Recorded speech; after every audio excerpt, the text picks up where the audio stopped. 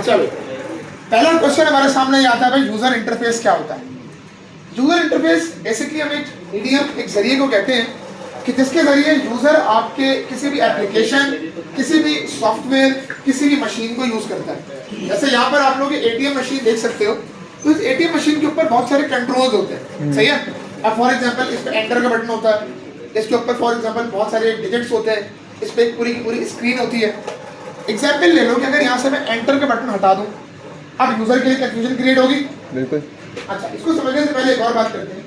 देखो, कभी भी आप कोई कंप्यूटर, फोन, कोई मशीन या कोई भी चीज है, आप कभी भी उसको बेमकसद यूज नहीं करते। कभी किसी ने ऐसा किया होगा, यार मैं कंप्यूटर यूज करूंगा, दिल कर रहा है भाई, या तो फॉर एग्जांपल आप असाइनमेंट करने के लिए यूज करोगे। फॉर एग्जांपल अगर आप एक ऑफिस में बैठे हो तो आप अपने बिजनेस वर्क के लिए उसको यूज करोगे। अच्छा, तमाम चीजें प्लीज नोट डाउन कीजिएगा, थ्योरी है, लेकिन इसमें नोट डाउन करने के लिए चीजें बहुत हैं, क्योंकि इससे मॉडलर वगैरह आ रहा होता है, उससे मेरे क्वेश्चन भी हो रहे होते हैं, और ये नोट डाउन कर लोगे तो आपके असाइनमेंट में इंशाल्लाह आराम से हो जाएगा। अच्छा देखो भाई, आपके कंप्यूटर वगैरह या आपके वेबसाइट्स वगैरह को कोई भी बंदा अपने शौक से यूज नहीं करता, सही है ना। फॉर एग्जाम्पल अभी अगर आप लोग कंप्यूटर के सामने बैठे हैं तो उसका मकसद क्या है कि आप लोगों को मेरा लेक्चर सुनना है, आप लोगों को उस स्क्रीन को देखना है जो आपके वीडियो में नजर आ रही है। यस। अगर आपका ये मकसद खत्म कर दिया जाए तो आपका कंप्यूटर के सामने बैठने का मकसद भी खत्म हो जाए। इंटरेक्शन का मतलब होता है यूजेज, सही है। अब कोई भी बंदा आपके कंप्यूटर या किसी मशीन को यूज क्यों करेगा? जब उसे उसकी जरूरत पड़ेगी। यानी बेसिकली आप या कोई भी यूजर, थोड़ा खामोश हो जाओ तो बता दूं यार, यानी कोई भी यूजर कभी भी एक मशीन से इंटरेक्ट नहीं करेगा। इंटरेक्ट किस चीज से करेगा? हमेशा अपने टास्क से। वो टास्क क्या हो सकता है? लेट्स से वो असाइनमेंट करना था उसको, लेट्स से उसे अपना बैंक का बैलेंस चेक करना था। बेटा फोन रख दो, बाद में यूज कर लेना। हाँ क्यों, नोट्स खोल दो भाई, क्या कर रहे हैं?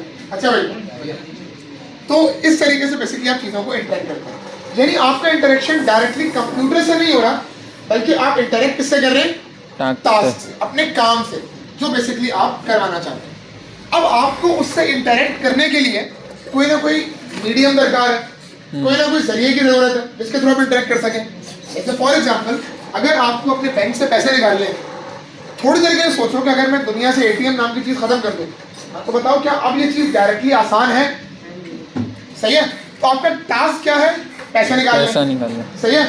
एटीएम को यूज करना टास्क नहीं है, बात समझिएगा। टास्क क्या था? पैसे निकालना।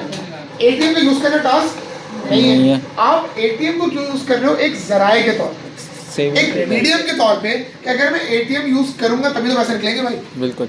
अगर एटीएम ही नहीं होगा तो आपका टास्क फुलफिल नहीं होगा। इसीलिए ऐसे तरीके से अगर आप कंप्यूटर यूज करते हैं, मिसाल के तौर पर मूवी देखने के लिए आप कर रहे हैं, अगर आपका मूवी देखने का दिल नहीं है, आप कभी कंप्यूटर खोल के बैठोगे?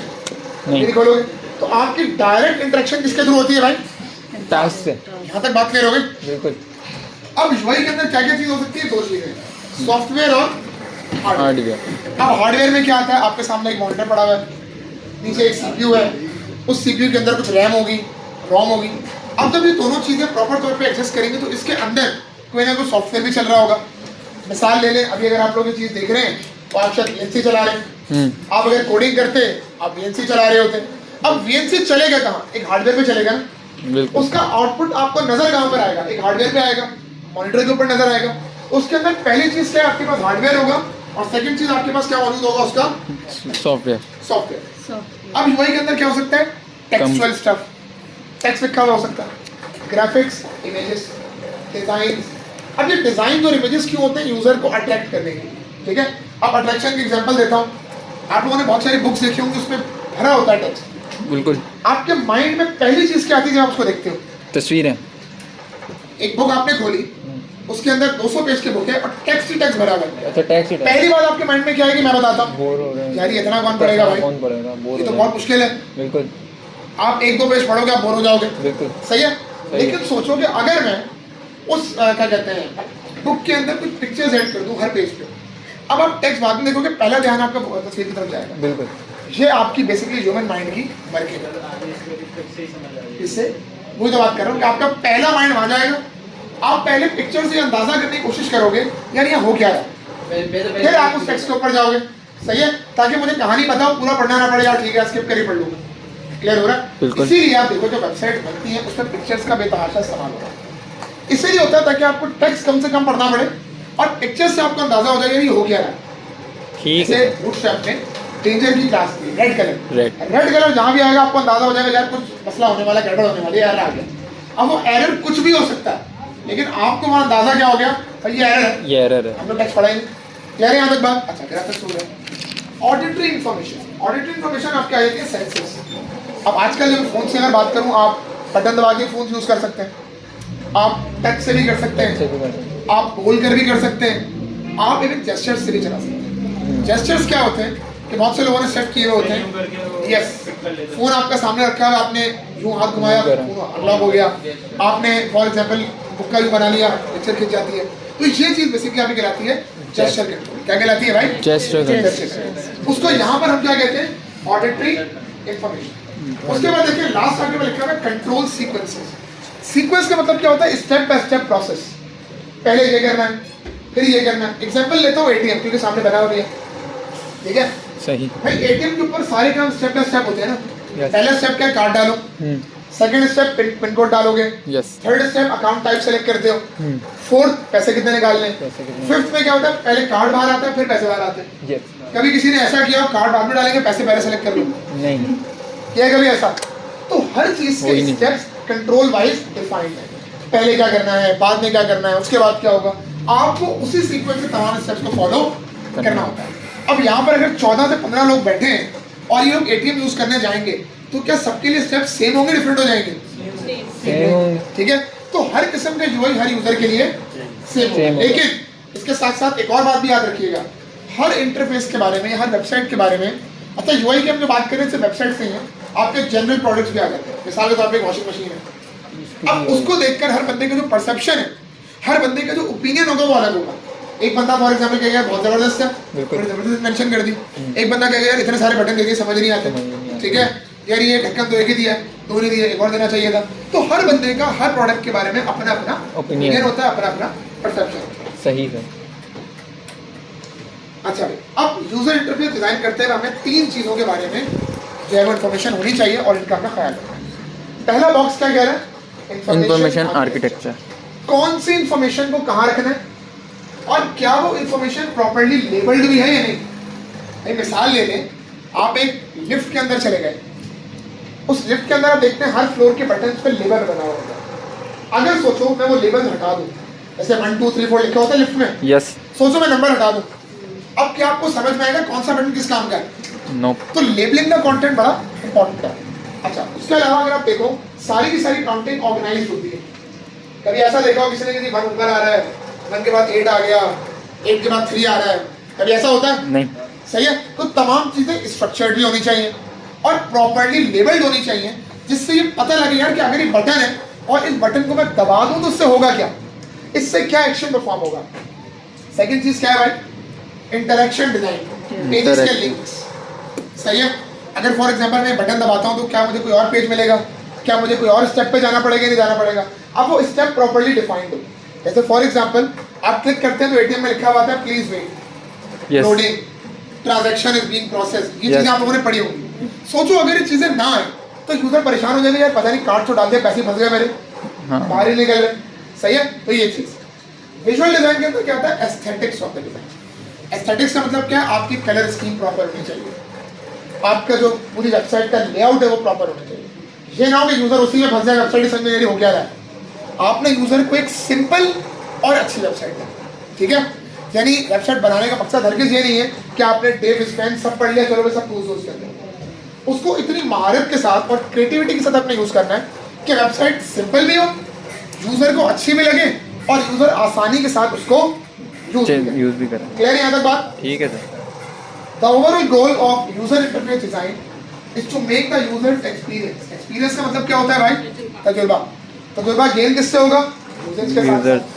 अब जब यूजर आपकी वेबसाइट को यूज करेगा, जब यूजर आपकी वेबसाइट पर आना शुरू करेगा तो उसका एक परसेप्शन बिल्ड होगा। फॉर एग्जांपल आपने वेबसाइट बनाई है पीले कलर, लाल पीले कलर की, वो आते साथ कहेगा भाई बड़ी आंखों में चुभती है, मैंने यूज नहीं करनी आएगा। तो ये क्या हो गया? Bad experience. बिल्कुल। गुड एक्सपीरियंस क्या होगा? आपने बड़ी जबरदस्त वेबसाइट बनाई हुई है जी, प्रॉपर उस पर एनिमेशन हो रही हैं, टेक्स्ट भी ऐसा लिखा हुआ है कि यूजर को ज़्यादा पढ़ना भी नहीं पड़ा, बातें भी समझ में आ रही हैं, पिक्चर्स भी प्रॉपर हैं, ऑर्गेनाइज्ड हैं, सारी इन्फॉर्मेशन प्रॉपर है, तो उसका एक्सपीरियंस भी कैसा होगा? गुड होगा, अच्छा होगा। तो टेक्निकल टर्म्स में एक्सपीरियंस दो तरह के होते हैं, good experience and bad experience. Clear है यहाँ तक बात? यस। यूजर इंटरफेस है, हाँ अब है जो है टेक्निकल टर्म में क्या कह सकते हैं। खैर आखिरी बात लिखी हुई है as simple and efficient. Efficient का मतलब क्या है? प्रोसेस को तेज करना है। ये नहीं करना कि यूजर ने एक बटन दबा दिया चलो अगला प्रोसेस अगले दिन होगा। बहुत सारे वेबसाइट पे ऐसा होता है, आप एक चीज प्रेस करते हैं और लोडिंग इतना ले लेती है कि आप कहते हैं यार बड़ी ठगी वेबसाइट है। मतलब ऐसा होता होगा तब लोगों के साथ। Yes. तो आपने अपने पास हतीउल इम्कान कोशिश करनी है कि लैगिंग ना हो, वो लोडिंग टाइम मेरा ज्यादा कवर ना करे, कम से कम टाइम में मेरा काम करे।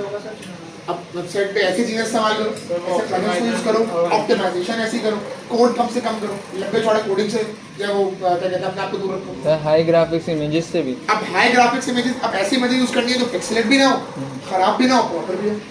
अब यही चीज क्रिएटिविटी कहलाती है, ठीक है? और फिर वो थीम से मैच भी हो। एग्जैक्टली। अब मेरी बात है क्रिएटिविटी में और क्या क्या है? लेआउट आपको ऐसा सेलेक्ट करना है, आप कलर स्कीम ऐसी सेलेक्ट करनी है, आपको थीम ऐसी देखनी है। सर अगर अब मैंने देखो शुरू में एक बात की थी कि हम अभी तक क्या कर रहे थे, सवाल देखा, कोडिंग स्टार्ट, हमने अपने यूजर को पहचानना ही शुरू नहीं किया। हमने ये देखा ही नहीं भाई कि यूज कौन करेगा। मैं मिसाल ले लो, मैं आपसे कहता हूँ यार एक किसान के लिए वेबसाइट बनानी है। अब अभी तक हम क्या कर रहे थे, अच्छा अभी वेबसाइट बनानी है, अभी फार्मिंग के लिए चलो अभी बना देंगे। भाई ये तो सोच लो किसान यूज करेगा। अब आप अगर अभी बनाते हैं, आप क्या करते हैं नॉर्मल लाइफ में? इंग्लिश। अब खुद सोचो एक गांव में बैठा हुआ किसान, उसको अंग्रेजी आती होगी, क्या मुझे वेबसाइट अंग्रेजी बनानी चाहिए थी? तो कोडिंग पे चले गए, हो सकता है बिल्कुल ऑप्शन हो, मगर किसान वेबसाइट बनाएगा। मैं एक बात कर रहा हूँ, अगर आपको देनी है कि भाई तुम दुनिया से कनेक्ट हो जाओ, कोई तुमने उसको फेसबुक बना के देनी है लेकिन उसको सराइकियाँ बना के देनी है, हो सकता है, पॉसिबल है ना भाई? तो पहला काम हमने क्या करना है, यूजर को समझना कि यार ये बंदा ई कॉमर्स साइट अगर बना रहा हूँ तो मेरे यूजर किस तरह के होंगे। देखो जब तुम बिजनेस स्टार्ट करते हो तो तुम अपने बिजनेस में हर चीज़ बेचना शुरू नहीं कर दोगे। तुमने आज सोचा कि मैं कपड़े बेचूंगा, तुम ये नहीं कहोगे मैं जो है वो अनुच्छेद ही बेचूंगा, अच्छी चीज बेचूंगा, औरतों के भी होंगे, मर्दों के भी होंगे, बच्चों के भी होंगे, ऐसा नहीं होगा ना। अब तुम कहोगे यार मैं जो है वो क्या कह सकते हैं, थोड़ा सामान लेकर क्या कहूँगा उसको, टीन्स के गारमेंट्स पे काम करूंगा, मैं जो है वो लेडीज गारमेंट्स पे काम करूंगा, मैं जो है वो जेंट्स गारमेंट्स पे काम करूंगा, राइट? अब आप पहले अपने डोमेन सेलेक्ट करते हो। डोमेन से आप क्या सेलेक्ट करते हो? अपनी ऑडियंस, भाई खरीदने कौन आएगा।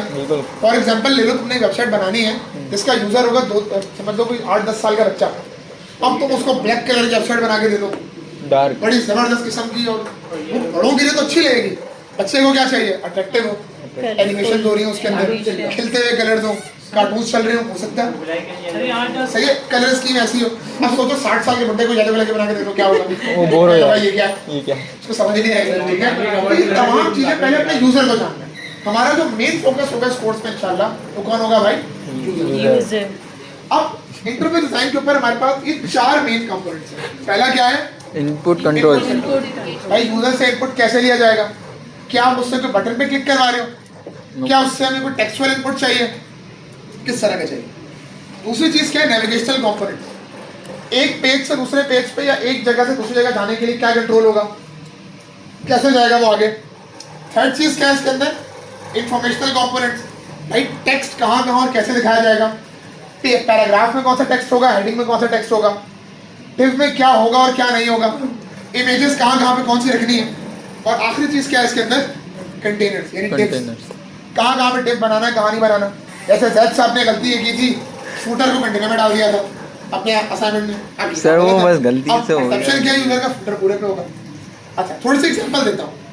आप लोगों ने देखा होगा हमेशा जब भी आप किसी भी वेबसाइट का अकाउंट बनाते हुए लॉगिन करते हो, मैं सिर्फ फेसबुक की बात नहीं कर रहा, ईमेल का टेक्स्ट बॉक्स हमेशा ऊपर होता है, पासवर्ड का हमेशा नीचे होता है। कभी भी ऐसी वेबसाइट देखिए ना पासवर्ड ऊपर और ईमेल नीचे होता है।